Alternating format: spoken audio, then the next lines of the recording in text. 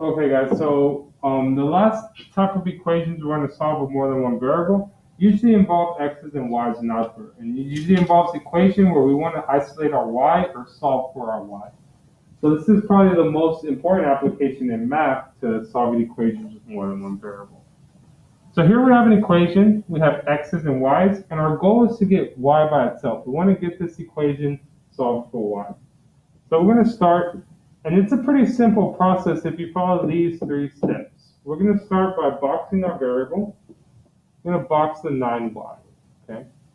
Next, we got to isolate it, just like before. So the way I isolate it is I have to add and subtract what's connected to it. So there's a negative 3x. I'm going to add 3x to both sides.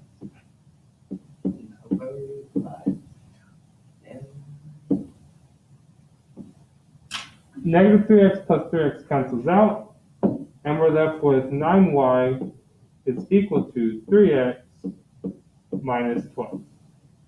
The last step is just to divide by the number in front of the y, like before. So I divide both sides by 9.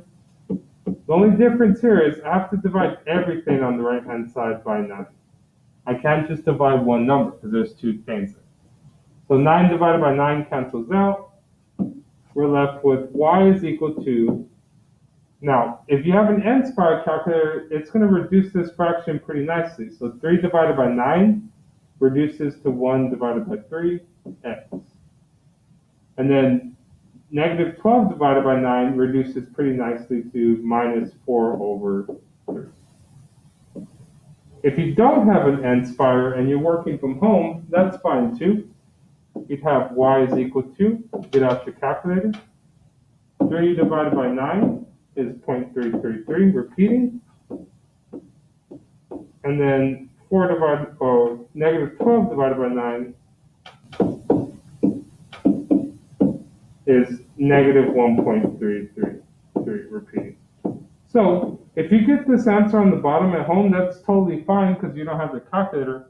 But the STAR test will have our answers written in fractions. So what you would need to do on the test is you'd have to check that your decimal answers here actually match up to these fraction answers here. And that's all there is to it, but both of these answers are the same thing. And that's how we solve an equation for y.